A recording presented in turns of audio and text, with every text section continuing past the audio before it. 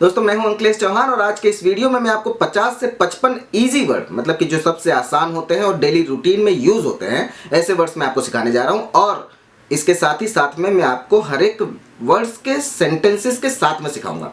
इससे क्या होगा कि आपको वर्ड और सेंटेंस दोनों याद होंगे।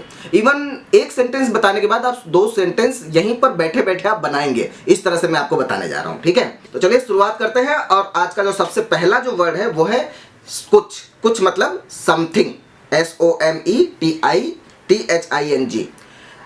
इसको हम अगर सेंटेंस में देखें तो सबसे पहला जो सेंटेंस आता है वो है कुछ कर रहे हो।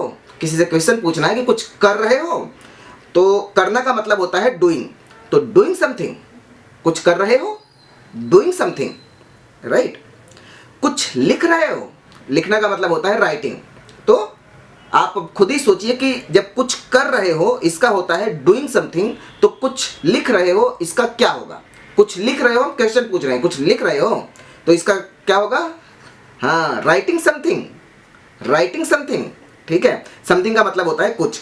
कुछ सोच रहे हो, सोचने का मतलब होता है थिंकिंग, THIKING, ठीक है। तो कुछ सोच रहे हो, ऐसा किसी से अगर हमें पूछना है तो हम पूछेंगे थिंकिंग समथिंग, थिंकिंग समथिंग, ठीक है। दूसरा वर्ड है हमारा कोई। कोई को हम बोलते हैं एनी। कोई को हम बोलते हैं एनी। और इसका सेंटेंस अगर पहला देखा जाए तो वो है कोई इच्छा है। कोई इच्छा है, इच्छा का मतलब होता है डिमांड। तो इसे हम इंग्लिश में लिखेंगे एनी डिमांड। एनी का मतलब कोई और डिमांड मतलब इच्छा।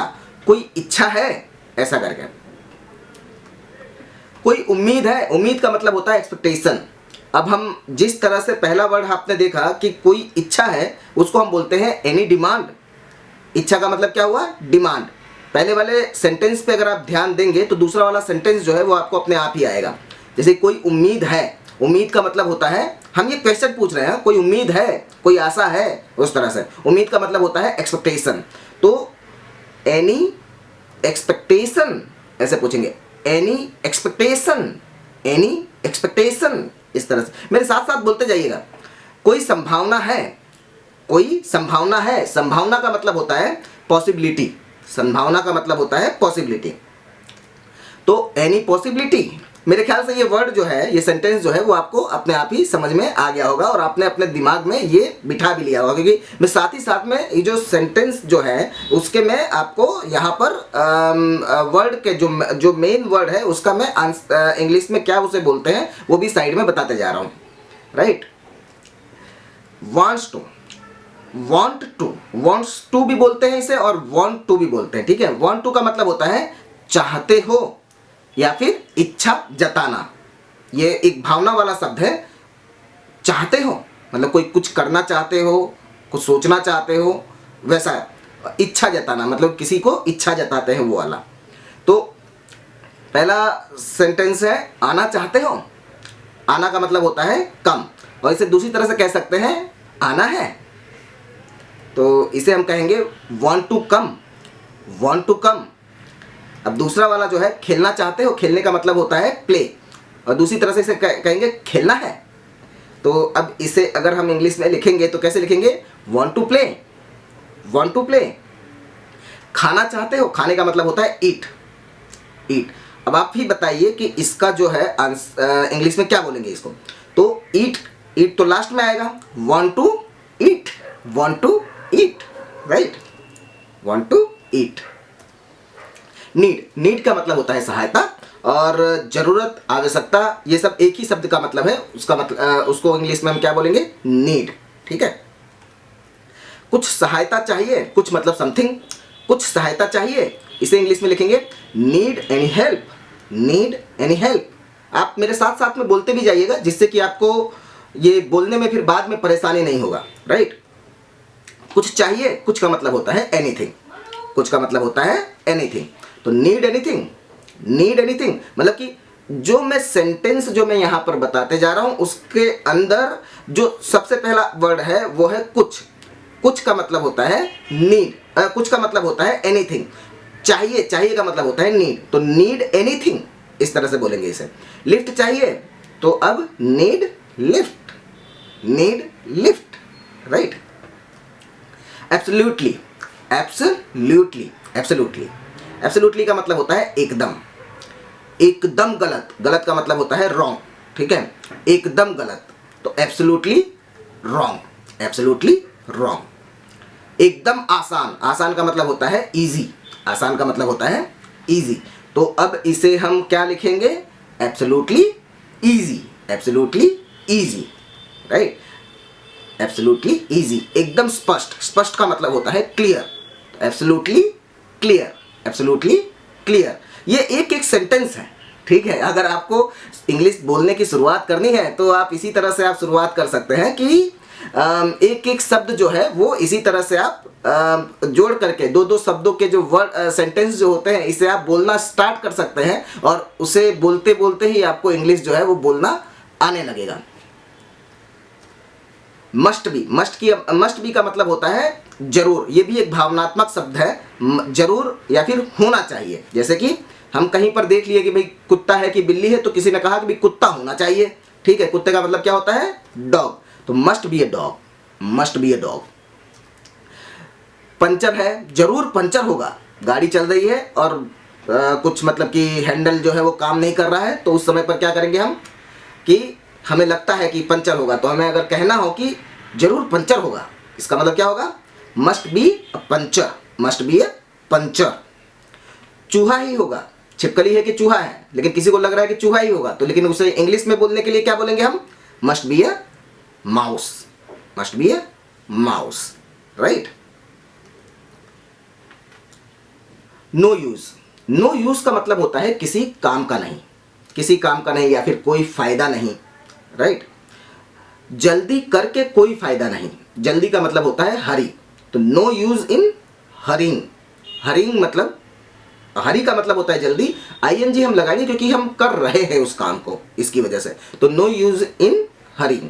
अब एक बात और बताना चाहूंगा कि टेंसेस पर इतना ध्यान देने की जरूरत नहीं है अभी, अभी सिर्फ आप सेंटेंस पे ध्यान दो। कई बार ऐसे सेंटेंस होते हैं कि जिसके अंदर टेंस जो है कोई काम नहीं करता है ये बात मैं पहले भी बता चुका अपने वीडियोस के अंदर, तो इस सेंटेंसेस पे ध्यान दीजिए और बोलना तो मतलब कि इसी तरह से धीरे धीरे करके आएगा आपको। जल्दी करके कोई फायदा नहीं, कई बार हम ये शब्द बोलते हैं, जल्दी करके कोई फायदा नहीं, नो यूज इन हरिंग, इस तरह से आप इंग्लिश में बोल सकते हैं। शिकायत करके कोई फायदा नहीं, शिकायत का मतलब होता है कंप्लेन, शिकायत का मतलब होता है कंप्लेन, तो no use in complaining, no use in complaining, right. चिल्लाकर कोई फायदा नहीं, चिल्लाने का मतलब होता है शाउटिंग। अब आप ही बताइए कि इसका इंग्लिश में क्या होगा, no use in shouting, right. आगे बढ़ते हैं हम, no use in shouting. Look, look का मतलब होता है देखना, लेकिन इसका एक और मतलब होता है लगता है, ठीक है, लगता है।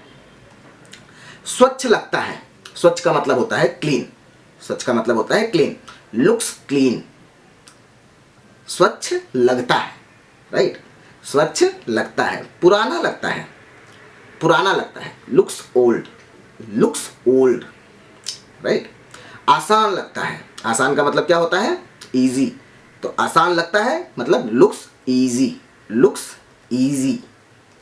वैसे आप लोग समझ रहे हैं अब धीरे धीरे करके। फील्स, फील्स मतलब लगता, महसूस होना, ठीक है, इसका ही मतलब होता है लगता है। और इसको दूसरी तरह से बोल सकते हैं महसूस होता है, राइट, जिसे कि हाथ लगा करके महसूस होता है या फिर पास में रह करके महसूस होता है, उसे मतलब फीलिंग करना है ऐसा। नरम लगता है, नरम लगता है, नरम का मतलब होता है सॉफ्ट, मतलब फील्स सॉफ्ट। जिस तरह से हम लुक्स का इस्तेमाल कर रहे थे ना, उसी तरह से हम यहाँ पर फील्स का इस्तेमाल करेंगे, फील्स सॉफ्ट। चिपचिपा लगता है, चिपचिपे का मतलब होता है स्टिकी, तो फील्स स्टिकी, फील्स स्टिकी। ढीला लगता है, ढीला का मतलब होता है लूज, अब इसका आप बताइए, feels loose, feels loose, right. Sounds, sounds का मतलब होता है, इसका भी मतलब होता है लगना, ठीक है, लगता है। कौन सा वर्ड कहां पर यूज करना है, अच्छा आप इसे इस तरह से समझिए कि फील्स का इस्तेमाल कब करेंगे, कि जब आपको महसूस होता हो, हाथ लगाने से या फिर पास में रहने से आपको महसूस होता है, तब आप फील्स का इस्तेमाल करेंगे, या फिर अपने आप पर कुछ महसूस हो रहा है तब आप फील्स का इस्तेमाल करोगे। और जब देखने से अगर कोई चीज अगर आपको पता चल रहा है कि भाई देखने से आपको पता चल रहा है looks old, looks clean, looks easy. अगर देखने से अगर पता चल रहा है तो वहां पर आप लुक्स का इस्तेमाल करेंगे। और ये सब नहीं पता चल रहा है, सुनने से प्रभाव पड़ रहा है, तो आप उसको आप साउंड्स का इस्तेमाल कर सकते हैं। सुनने से यानी कान को यूज करके अगर आपको लग रहा है, या फिर कुछ भी नहीं लग रहा है, तो भी आप साउंड्स का इस्तेमाल कर सकते हैं। साउंड्स गुड, साउंड्स गुड का मतलब कि अच्छा लगता है। आएगा आगे, साउंड्स इजी, मुश्किल लगता है। साउंड्स डिफिकल्ट, अच्छा लगता है। साउंड्स गुड, इस तरह से आप इसे यूज कर सकते हैं। मेरे ख्याल से ये आपको समझ में आ गया होगा कि साउंड्स का भी यूज कर सकते हैं और फील्स का भी यूज कर सकते हैं और लुक्स का भी यूज कर सकते हैं। आगे बढ़ते हैं टेस्ट। टेस्ट मतलब कि जब चखने पर जो चीजें लगती हैं, चखने पर मतलब कि जीभ पे अगर आपको जो चीज का महसूस होता है, तब हम इसे इस्तेमाल करते हैं। बढ़िया लगता है, टेस्ट वंडरफुल। बढ़िया का मतलब वंडरफुल। अच्छा लगता है, अच्छा का मतलब होता है गुड। अब आप बताइए इसे क्या कहेंगे हम? Taste good, taste good. बहुत मीठा लगता है मतलब कि taste too sweet, taste too sweet, right. Smells, smells good, सूंघने से जो लगता है, सूंघने से, ठीक है, तो स्मेल्स गुड। खराब सुगंध है, स्मेल्स बैड, स्मेल्स बैड। बढ़िया सुगंध है, smells wonderful, smells wonderful, right. After, after का मतलब होता है बाद में। ये समाप्त करने के बाद, हमें किसी को बोलना है कि भाई कि ये समाप्त करने के बाद, तो after finishing it, after finishing it. यह सुनने के बाद, after hearing it, after hearing it. या दिस, यह देखने के बाद, after seeing this, after seeing this. Against, against का मतलब होता है विरुद्ध, अगेंस्ट का मतलब होता है विरुद्ध। मैं थोड़ा फास्ट जा रहा हूं क्या? अगर फास्ट जा रहा हूं तो आप कमेंट में लिखिएगा, नेक्स्ट वीडियो के अंदर थोड़ा और स्लोली बनाऊंगा। अन्याय के विरुद्ध, अन्याय का मतलब होता है इनजस्टिस, जस्टिस का मतलब होता है न्याय और इनजस्टिस का मतलब होता है अन्याय। अगेंस्ट इनजस्टिस, अन्याय के विरुद्ध। भ्रष्टाचार के विरुद्ध, भ्रष्टाचार का मतलब होता है करप्शन, तो अगेंस्ट करप्शन, अगेंस्ट करप्शन। भेदभाव के विरुद्ध, मतलब कि भेदभाव का मतलब होता है डिस्क्रिमिनेशन, डिस्क्रिमिनेशन। आप इसे अगर वर्ड जो है वो बहुत बड़ा लग रहा है तो उसे तोड़ तोड़ करके पढ़िए। डिस्क्रिमिनेशन, डिस्क्रिमिनेशन, ठीक है, इस तरह से। भेदभाव के विरुद्ध मतलब कि against discrimination, right. Worth, worth मतलब किसी के लायक होना, पढ़ने लायक है, मतलब कि वर्थ रीडिंग। मतलब कोई किताब आप पढ़ रहे हो और अगर वो पढ़ने लायक है, अच्छी किताब है, तो उसे हम कहेंगे वर्थ रीडिंग। खराब किताब है तो उसे हम वर्थ नहीं कहेंगे उसे, ठीक है। देखने लायक है, देखने लायक का मतलब कि देखना मतलब सीइंग, मतलब कि वर्थ सीइंग, वर्थ सीइंग। याद करने लायक है, मतलब कि याद करना मतलब remember, worth remembering, worth remembering. तो दोस्तों ये थे हमारे कुछ 50 से 55 वर्ड्स मैंने आपको बताए हैं, और इन 50 से 55 वर्ड्स के रिलेटेड ये सेंटेंसेस भी बताए हैं, जो कि बड़ी आसानी से आपको समझ में भी आ गए होंगे और बड़ी आसानी से आपको याद भी हो गए होंगे, राइट। तो ये वीडियो आपको कैसा लगा मुझे कमेंट में जरूर लिखिएगा, और आपके कमेंट के अनुसार मैं आगे के वीडियो में बनाऊंगा। मैंने इसके लिए लगभग 1000 से ज़्यादा वर्ड्स मैंने तैयार किए हुए हैं। धीरे धीरे करके एक एक वीडियो के अंदर मैं इन सबको डालता रहूँगा, ठीक है। मिलते हैं नेक्स्ट वीडियो में, बाय।